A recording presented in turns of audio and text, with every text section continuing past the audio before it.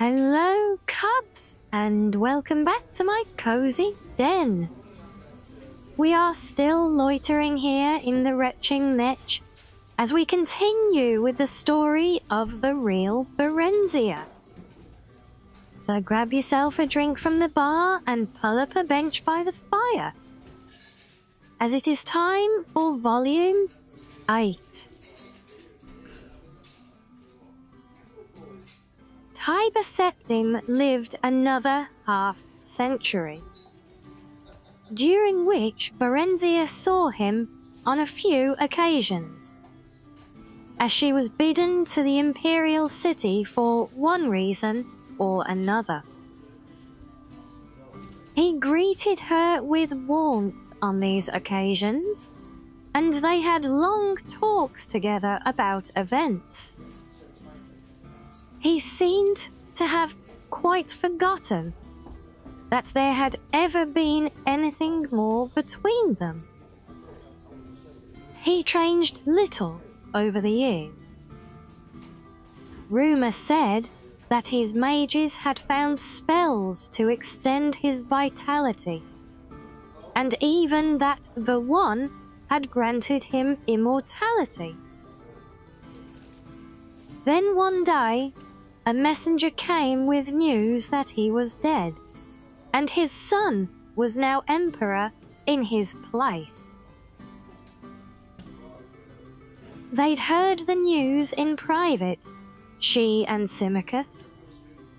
He took it stoically, as he took everything. "It doesn't seem possible," Barenziah said. "I told you, it's the way of humans. They are a short-lived race. It doesn't really matter. His power lives on, and his son now wields it." "You called him your friend. Do you feel nothing?" Symmachus shrugged. "There was a time when you called him somewhat more. What do you feel, Barenziah?" "Emptiness, loneliness," she said, and then shrugged. "That's not new." "I know," he said, taking her hand. "Barenziah, let me try to fill that lonely place." He turned her face up and kissed her. It filled her with astonishment. She couldn't remember his ever touching her before. She'd never thought of him that way, and yet, undeniably, an old familiar warmth spread through her. She'd forgotten how good it was, that warmth.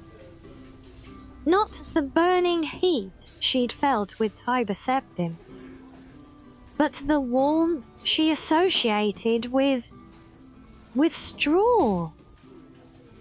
Straw.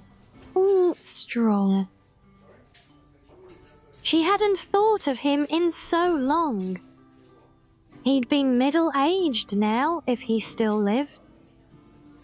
Probably married with a dozen children, she hoped, and a wife who could talk for two. "Marry me, Barenziah," he was saying. "I've worked and toiled and waited long enough, haven't I?" Marriage. A peasant with peasant dreams.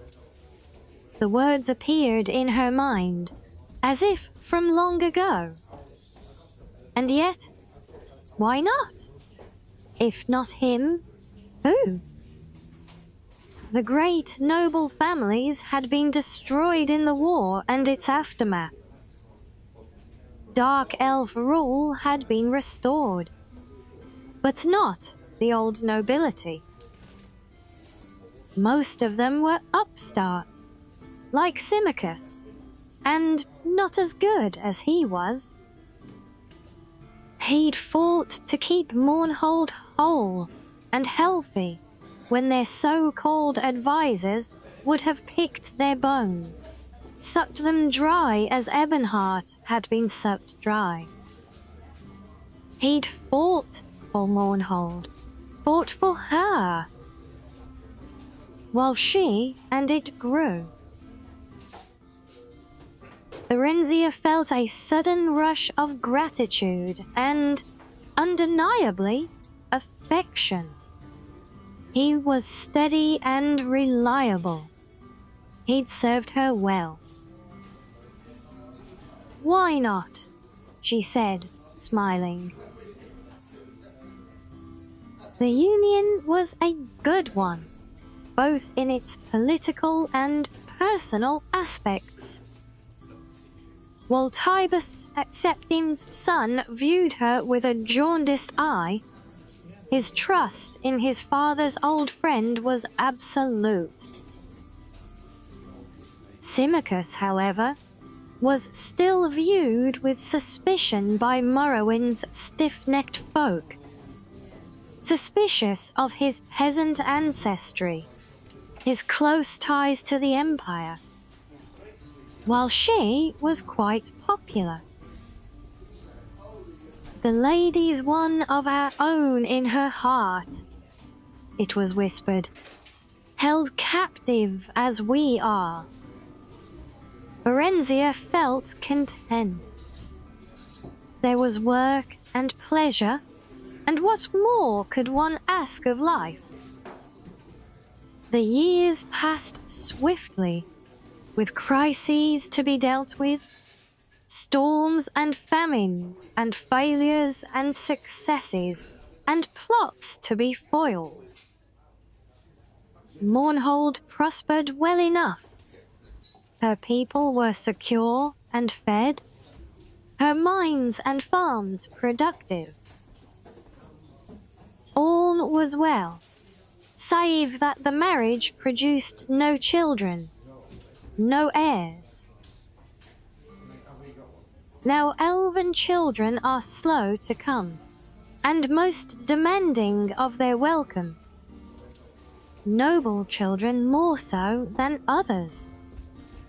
Thus, many decades had passed before they grew concerned. "The fault lies with me, husband.